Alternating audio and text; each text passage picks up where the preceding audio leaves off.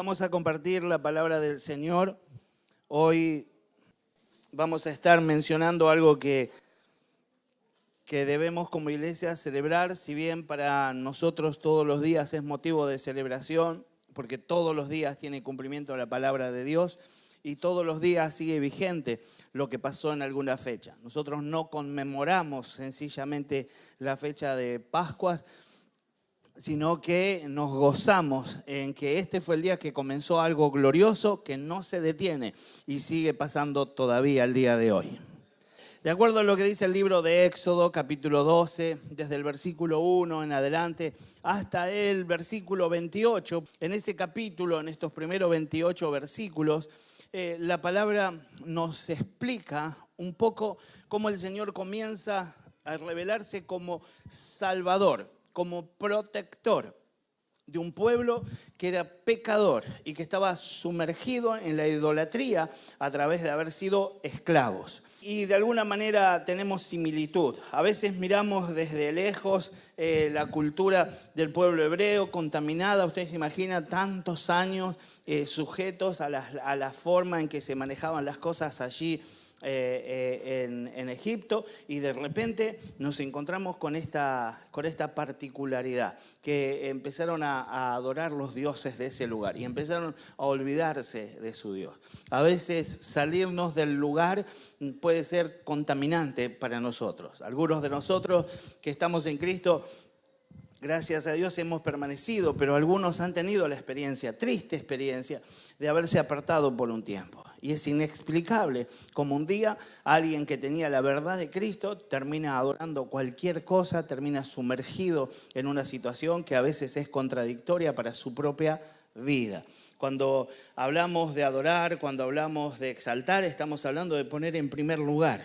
Dios debe estar en primer lugar y nada debe ocupar ese sitio, pero muchas veces terminamos colocando en ese lugar aún vicios, aún personas, aún algunas actitudes que creemos que por llevarlas a cabo nos van a reemplazar el mover de Dios. A veces parecería que sale más barato, pero todo eso, de acuerdo a lo que dice la palabra, siempre es más caro, porque tiene como costo la propia vida de todos aquellos que se sumerjan a esa manera de vivir. Leo apenas 1 o 2 versículos y dice: habló Jehová a Moisés y a Aarón en la tierra de Egipto, diciendo: este mes os será principio de los meses, para vosotros será el primero en los meses del año. Hablad a toda la congregación de Israel diciendo: en el 10 de este mes tómese cada uno un cordero, según la familia de los padres, un cordero por familia. Mas si la familia fuere tan pequeña que no baste para comer el cordero, entonces él y su vecino inmediato a su casa tomarán uno según el número de las personas, conforme al comer de cada hombre, haréis la cuenta sobre el cordero. El animal será sin defecto, macho, de un solo año, lo tomarás de las ovejas o de las cabras.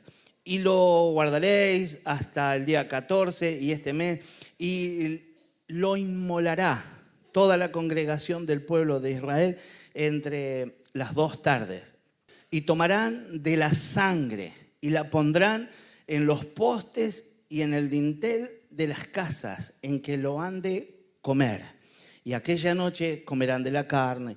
Y sigue el relato de la palabra. Yo no quiero quedarme en la lectura de esto, pero quiero decirte que ese día el Señor, luego de haber pasado todas las plagas, luego de haber hecho todo lo que tenía que hacer sabiendo claramente que el corazón de Faraón estaba endurecido y que el pueblo no tenía la libertad de salir de allí, toma la decisión el Señor de enviar al ángel de la muerte. Pero quería guardar a los primogénitos de los hijos de Israel.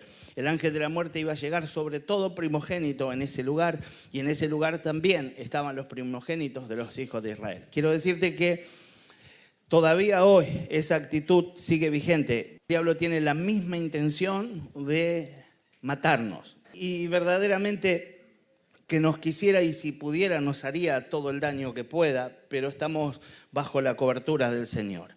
Aparece allí en la palabra, en el relato que luego usted va a leer en su casa, y va a encontrarse con que el ángel de la muerte, al pasar por algunas casas, que tenían una señal determinada, simplemente pasó de largo. Y esta señal era que la sangre de este cordero estaba pintando, usted recuerda lo que leímos, los linteles y los postes de las puertas. Puerta, y cuando hablamos de lintel y poste estamos hablando de lo que construye una entrada. Y quizás el Señor hoy comience enseñándonos que todo aquello por donde entraba el enemigo a hacer desastres en nuestra vida debe ser cubierto por la sangre de Cristo. Cada uno de nosotros sabe con qué cosa pelea. Para algunos es muy difícil sostenerse fieles. Para algunos es muy difícil sostenerse honestos. Para algunos es muy difícil permanecer sin tocar el adulterio, sin estar en fornicación, abrir puertas. ¿Sabe Dios con qué cosa está batallando cada uno hoy? Quizás algunos sencillamente lo domina el chisme, lo domina la mentira. Cualquiera de estas cosas tienen el mismo peso en cuanto al pecado. Pero son puertas, y esas puertas somos nosotros quienes las cerramos. Tenemos autoridad en el nombre de Jesús. Podemos usar este ejemplo y a través de esto podemos invocar la sangre de Jesús para cerrar toda puerta en su nombre. Dice la palabra que el ángel de la muerte pasó y que se oía el llanto, el lloro de todas las familias que perdían a su primogénito en esa ciudad, excepto en las casas donde los linteles estaban pintados y el ángel de la muerte pasaba por encima. La palabra que se usa en el original para esto es Pesaj, y esto es las Pascuas, y esto es saltar por arriba. Lo que está diciendo la palabra es que el ángel venía haciendo una recorrida, veía la sangre del sacrificio de un inocente, de un cordero, una víctima, y pasaba por encima. Lo que está haciendo Dios es enseñarnos desde aquel entonces hasta todavía el día de hoy con insistencia que sin derramamiento de sangre no hay victoria. Ahora, esto no significa que vos tenés que andar sacrificando bichos y mojando el frente de tu casa con sangre. Se trata de entender que ahora hubo un sacrificio que valió por todos los sacrificios y que es el mayor sacrificio que alguien pudiera haber dado en todo el universo. Y es el sacrificio que hizo Dios entregando la vida de su Hijo por todos nosotros. Esa sangre es la que cubre toda entrada, pero yo soy el que tengo la libertad de decirle al Señor: Señor, cubro con tu sangre preciosa mi vida, cubro con tu sangre preciosa la vida de mis hijos, cubro con la sangre preciosa el entendimiento de mi pequeño niño que está creciendo y está siendo atormentado, rodeado, invadido, bombardeado por el sistema. Lo cubro con la sangre. Soy yo el que cubro con la sangre de Cristo, y esto hace que toda inmundicia pase de largo. Mire, en un momento, muchos años después, el Señor, todavía haciendo énfasis en esto, donde el pueblo de Dios, en otra etapa, pero sin Cristo revelado plenamente a su pueblo, solamente a algunos, a los que estaban experimentando con sus sentidos. Algunos estaban siendo despiertos a la fe, pero aún los que hicieron las confesiones más poderosas, cuando llegó el momento del sacrificio de Jesús, se negaron y se apartaron. Así que el Señor estaba revelando que llegaba el momento donde sería sacrificado el cordero más valioso, el cordero de Dios, y que esto iba a suceder. Y otra vez había una coincidencia con la fecha. Las Pascuas habían llegado y allí otra vez el pasaje, y ahora venía la sangre que verdaderamente haría que todo aquel que confíe en esa sangre lograría que toda maldición, toda obra de Satanás, todo lo que se levante pase por encima. Así que va a pasar por arriba en el nombre de Jesús si vos confesás la sangre de Cristo en tu vida. Lucas 24, versículo 1 al 7, de alguna manera redondea lo que nosotros estuvimos compartiendo el día viernes. El día viernes hablamos del poder que hubo en esa actitud de Jesús en ir a la cruz y todo lo que esa cruz nos otorgó. Ayer estuvimos viendo una película que también se basó, y el mensaje estaba centrado en la autoridad que había en esa cruz, una cruz vacía, una cruz que ya no tenía un cadáver colgando, una cruz que se despojó del cadáver, el cadáver fue a una tumba y luego esa tumba quedó vacía. Hoy nos vamos a enfocar en la tumba vacía. Dice ahí Lucas 24, 1 al 7, el primer día de la semana, muy de mañana, vinieron al sepulcro trayendo las especies aromáticas que habían preparado, algunas otras mujeres con ella, y hallaron removida la piedra del sepulcro.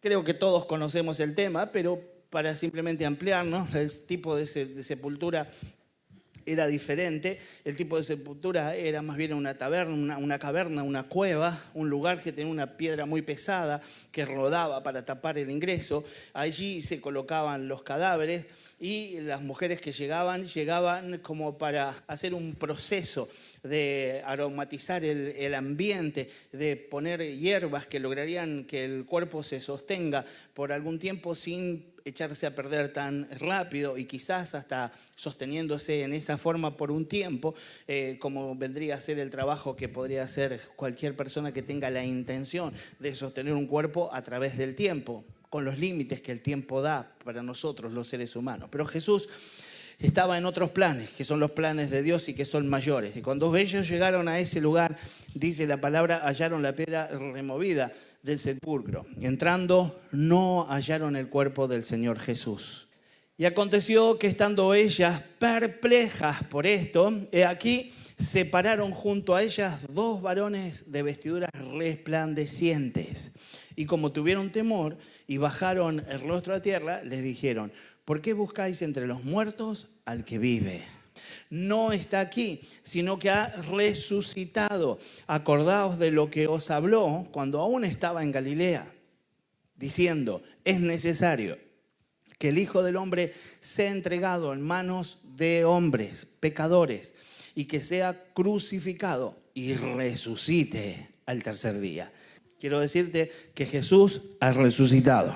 La palabra entonces nos está enseñando que allí había algo que era extremadamente simbólico. Más allá de la aparición de Jesús a los del camino de Emaús, a cada uno de los testigos, a 500 testigos que lo vieron ascender al cielo, más allá de todo lo que pasó, yo quiero quedarme con la tumba vacía, que es símbolo de la victoria de nuestro Señor sobre la muerte.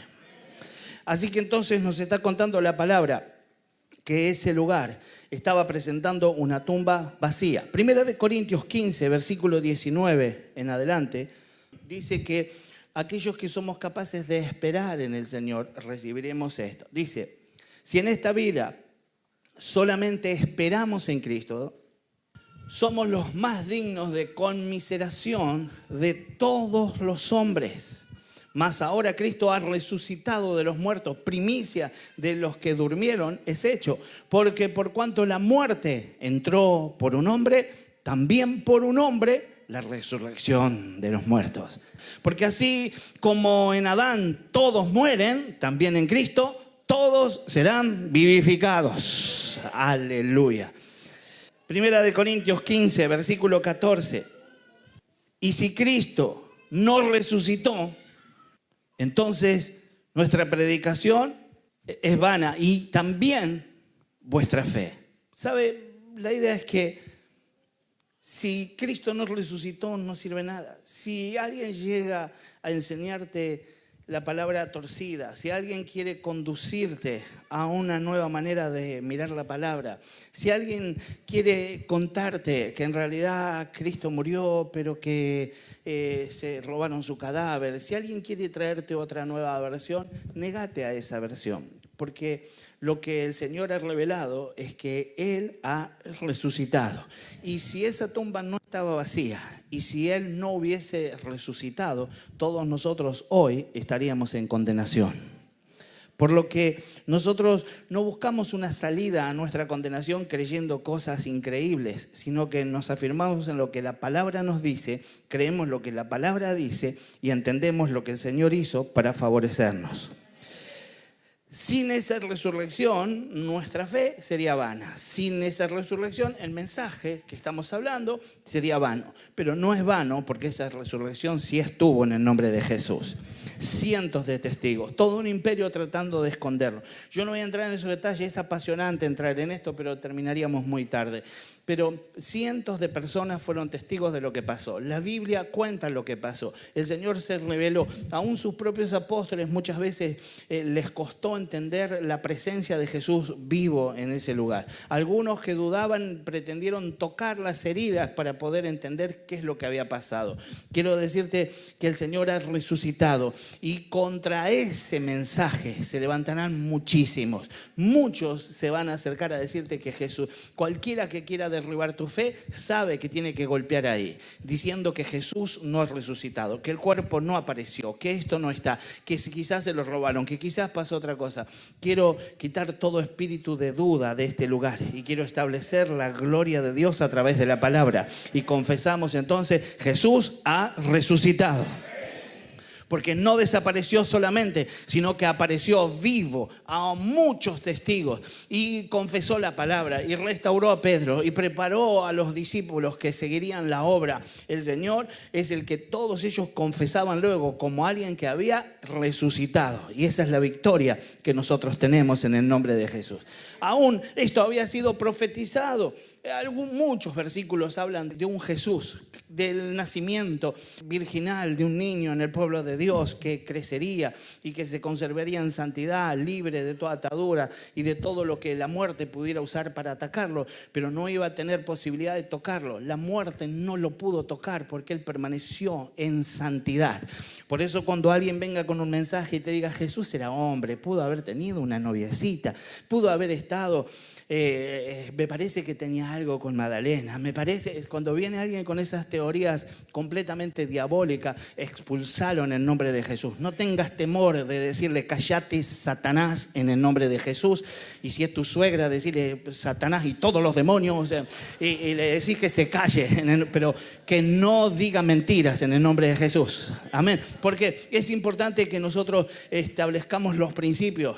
Jesús ha resucitado y por Él tenemos la vida y la vida eterna. Si alguien cambia esto, si alguien trastorna esto, seguramente nosotros vamos a bajar la fe. Y si bajamos la fe, no nos podemos apoderar del favor y la misericordia de Dios para con nosotros. El Señor dice la palabra, Salmo 49, versículo 15. Pero Dios redimirá mi vida del poder del Seol, de la tumba, porque Él me tomará consigo. Ya el Señor estaba estableciendo a través del salmista que venía un tiempo donde el Señor mostraría la victoria sobre la muerte. Salmo 16, versículo 10. Porque no dejarás mi alma en el Seol, ni permitirás que tu santo vea corrupción. La palabra en Isaías y en otros versículos más de diferentes libros proféticos sigue hablando de esto. No nos vamos a detener. Eso era lo que prometía que un día pasaría y muchos creyeron en esa promesa. Pero nosotros no solamente creemos en esa promesa, no solamente creemos en el presente que muchos vivieron, sino que mirando hacia atrás creemos en ese hecho glorioso que cambió nuestras vidas. Mire, alguien podrá contarme la cambiada, alguien podrá traer una teología diferente. Yo tengo la palabra de Dios que es viva y eficaz y confirma todo lo que estamos hoy confesando. Yo tengo el Espíritu Santo que es el que me convence de pecado. Y ese es mi principal aliado en este tiempo. Es el Espíritu Santo el que me muestra la realidad. Yo quiero convidarte a que le hables del Espíritu Santo a todo aquel que venga con una mentira. A que tengas como defensor al Espíritu Santo, porque Él es quien convence de pecado. Es el que puede convencer de pecado al pecador que viene a traerte una mentira. Mire, habrá muchos que ponen al catolicismo, al evangelismo como una misma línea. Quiero decirte que esto no es así. Habrá muchos que dicen que el budismo es una opción y que estar enamorado de Cristo es otra. Y que las dos cosas corren igual. Lo importante es enfocarse en algo que esté por encima, que algunos le llaman Dios, otros le llaman potencia, quiero decirte que es mentira. Dios ha revelado las cosas por su nombre y el único mediador, el único que dio su vida por nosotros fue Jesucristo de Nazaret. ¿Sabe? El Espíritu Santo es quien nos muestra. Se va a acercar un testigo de Jehová, se va a acercar a alguien, te va a querer dar un cursito de atalaya intensivo, te va a querer hablar de otras cosas, te va a querer negar la existencia de Cristo. Y quiero decirte que no hay forma de sostenerlo. Pero hay una cosa que vos podés hacer. Yo no te voy a mandar a que estudies 20 años de teología para ponerte a discutir con la obra que vienen haciendo unos mentirosos durante miles de años para poder llevar al infierno a toda la mayor gente que pueda. Yo quiero decirte que el que está en vos, que es el Espíritu Santo de Dios, es el que convence de pecado.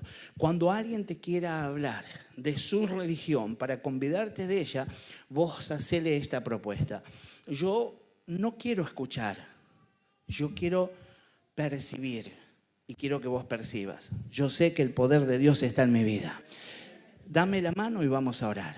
Decirle, vos orale a tu potencia, vos pedile a Alá, pedile a Buda, pedile a Mahoma, que están ahí en la misma tumba todavía, que haga lo que va a hacer Cristo cuando yo ore, porque Él ya no está en la tumba y el poder del Espíritu Santo está en mí.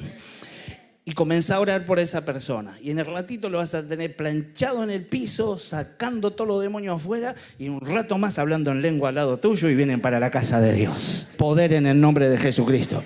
Pero lo tenés que manifestar. El Señor puso poder sobre tu vida. Yo no te estoy mandando a que le vayas a golpear la puerta a los brujos y que te pongas a pelear con la gente. Yo te estoy hablando que vos le hables de Cristo a todos los que puedas. Y si alguno se te para de mano, vos tenés más respaldo porque tenés el Espíritu Santo de Dios. Aleluya. Mire, seguimos con la palabra.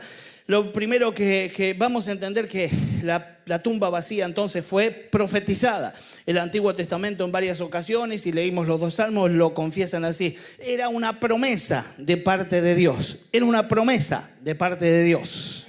Ya en el 2 salmo que leímos determinaba la palabra que era una promesa. Dios así lo había dicho, que iba a salir en victoria de la tumba. Mire, Romanos 1:4 nos dice que tumba vacía confirma a Jesucristo como el Hijo de Dios. Dice que fue declarado Hijo de Dios con poder, según el Espíritu de santidad, por la resurrección de entre los muertos. Aleluya. Ese es el que pudo ingresar al mismo reino de la muerte y arrebatarle la llave. Ya los vamos a leer. ¿Sabe? Quiero que podamos entender el proceso. Nosotros no morimos y sencillamente se apaga la luz y todo está así. Hay algo que está en nuestro interior. El hombre interior, nuestra alma, continúa cuando nuestro cuerpo termina. Aún hay comprobación científica de y yo no quiero entrar en esos detalles para no ponerme a discutir con nadie, pero sí sé esto.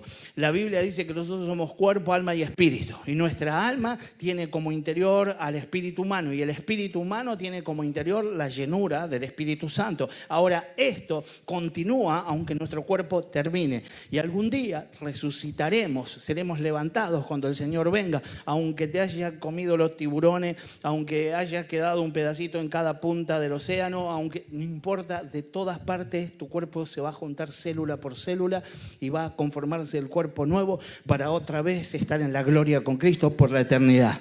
El Señor tiene promesas para nosotros. Ahora, lo que puede pasar es que algunos de nosotros comience a dudar, que algunos de nosotros reciba otra información y aún se tuerza. Dentro de las líneas del cristianismo encontramos muchas veces errores que son doctrinales y que nos llevan a tener confianza en lo que no tenemos que tener confianza. Nuestra confianza está en el que murió, fue al infierno, venció, subió, dio testimonio y hoy está a la diestra del Padre para la gloria de Dios y vendrá por nosotros en el nombre de Jesús.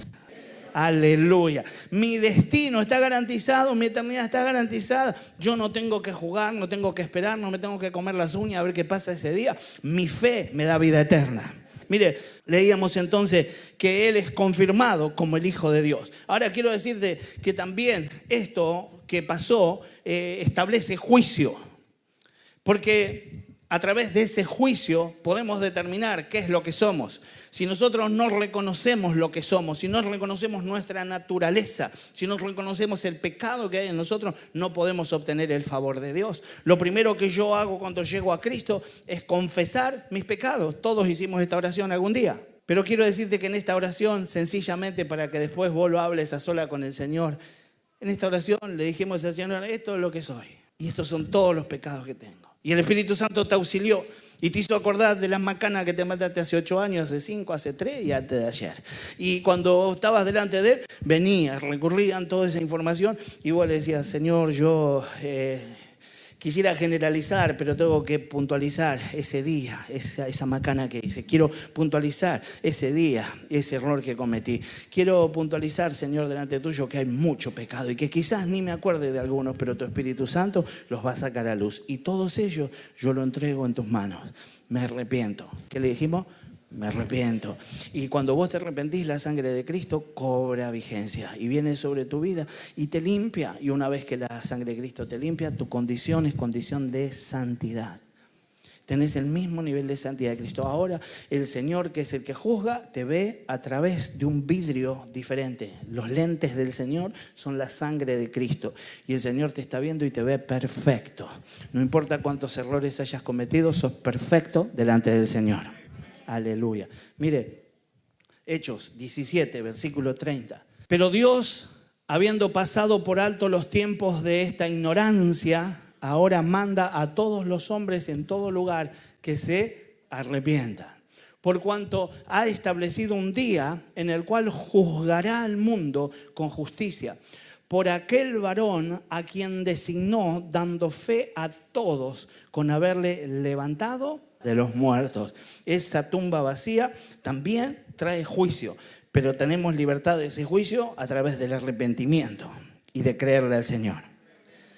También es para nuestra justificación. Dios no solamente cierra las puertas para establecer que hay juicio, sino que también nos brinda la salida. Y dice la palabra en Romanos 4, versículo 25, el cual fue entregado por nuestras transgresiones y resucitado, fue resucitado, y por esa resurrección hemos sido justificados.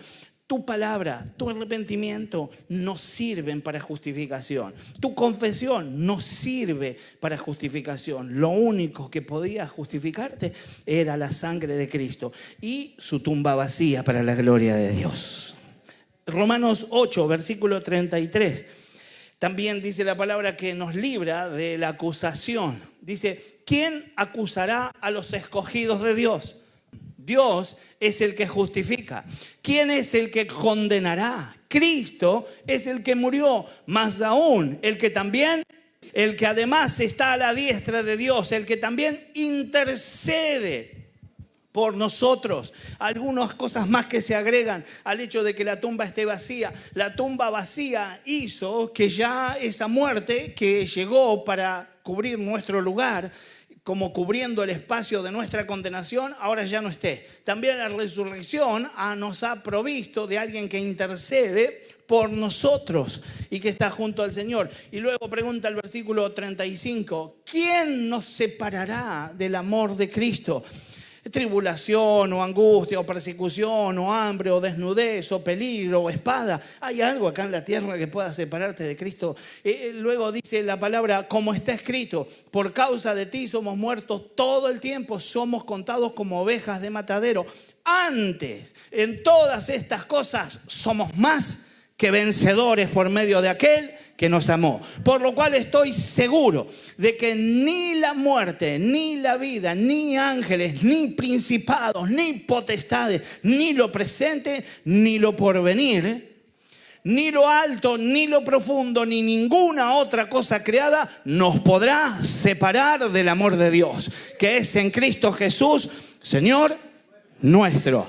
El Señor es bueno y el Señor está manifestando que en esta actitud de dejar la tumba vacía nos ha alcanzado gracia, nos ha justificado y también nos ha librado de toda acusación que nos separaba del amor de Dios. Cuando alguien diga Dios no puede amar un cachivache como el pastor, vos le decís Jesús dejó la tumba vacía y eso me dice que lo ama igual. Y si lo dicen de vos, también te ama a vos. Aleluya. Juan 11, versículo 17 al 26. El Señor le da esperanza no solamente a mi vida, le da esperanza a mi familia y la esperanza se abre. Le da esperanza a todo aquel que crea. Mire lo que dice Juan 11, 17. Vino pues Jesús y halló que hacía ya 4 días que Lázaro estaba en el sepulcro. Betania estaba cerca de Jerusalén, como a 15 estadios. Y muchos de los judíos habían venido a Marta y a María para consolarlas por su hermano. Entonces Marta, cuando oyó que Jesús venía, salió a encontrarle, pero María se quedó en casa. Y Marta dijo a Jesús, Señor, si hubiese estado aquí, mi hermano no habría muerto. Mas también sé ahora que todo lo que pidas a Dios, Dios te lo dará. Jesús le dijo, tu hermano resucitará. Marta le dijo, yo sé que resucitará en la resurrección, en el día postrero. Y le dijo Jesús, yo soy la resurrección y la vida. El que cree en mí, aunque esté muerto, vivirá. Y todo aquel que vive y cree en mí, no morirá eternamente. ¿Crees esto? Hay de parte de Dios esperanza para nosotros, para el que oiga, para el que crea, para el que le cuento, para el que le confieso que la tumba del Señor está vacía. La tumba del Señor nos ha dado victoria. Aleluya. Mire, 1 Corintios 15. ¿Dónde está, muerte, tu aguijón? ¿Dónde, oh sepulcro, tu victoria? Ya que el aguijón de la muerte es el pecado y el poder del pecado, la ley. Y eso fue limpiado por la sangre. Mas gracias sean dadas a Dios, que nos da la victoria por medio de nuestro Señor Jesucristo. El Señor nos dio la victoria cuando dejó esa tumba vacía. El Señor no solo eso, sino que nos ha dado poder y autoridad. Quiero leer antes de seguir 1 de Pedro 1, que lo salteamos. Bendito el Dios y Padre nuestro, Señor Jesucristo, que según su grande misericordia nos hizo renacer para una esperanza viva, por la resurrección de Jesucristo de los muertos, para una herencia incorruptible, incontaminada, inmarcesible, reservada en los cielos para nosotros. Tiene para nosotros esa herencia preparada. Esa es nuestra esperanza. En eso nos apoyamos. El Señor, de acuerdo a lo que leímos en 1 Corintios 15, versículo 55, el Señor nos ha dado la victoria. Y el Señor también, de acuerdo a lo que dice 1 de Pedro, ahora 3, también nos ha dado poder y autoridad.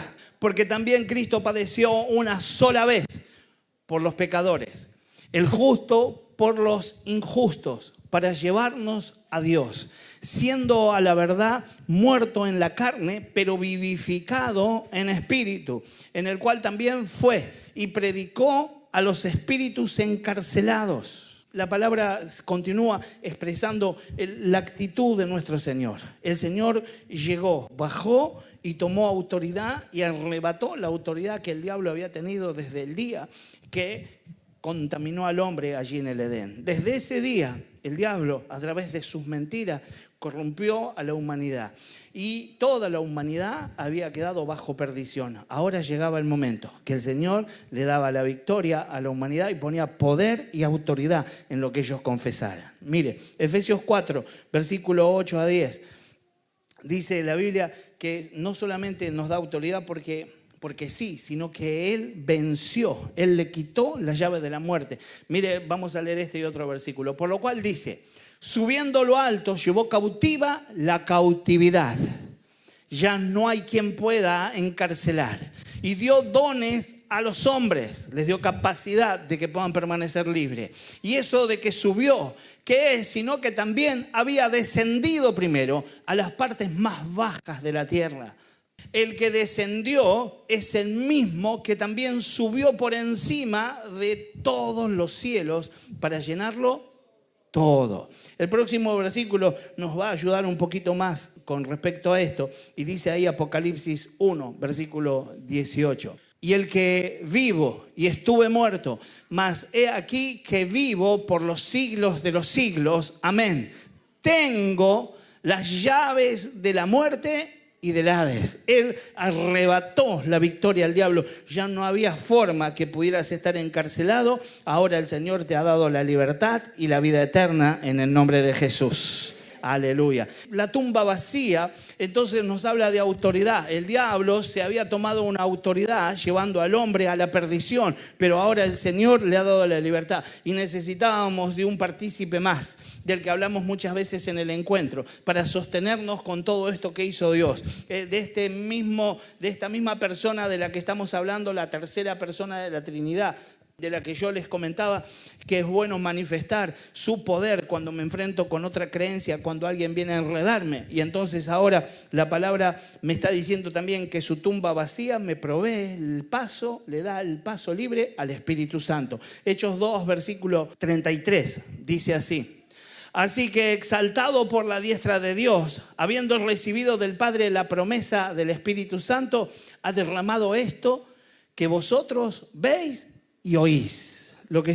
Este relato tiene que ver con lo que estaba pasando allí en Pentecostés. Es la explicación que se está dando de lo que estaba sucediendo. Hay una confesión de que porque el Señor se fue, está llegando esto nuevo. Hay un derramamiento del Espíritu Santo. Hechos 1:8, conocido el pasaje, Dice, pero recibiréis poder cuando haya venido sobre vosotros el Espíritu Santo y me seréis testigos en Jerusalén y en toda Judea, en Samaria y hasta lo último de la tierra. El Señor entonces establece que el Espíritu Santo es nuestro auxilio para permanecer firmes en lo que Él ha hecho a nuestro favor. Segunda de Corintios 4, versículo 14. Sabiendo que el que resucitó al Señor Jesús, a nosotros también nos resucitará con Jesús.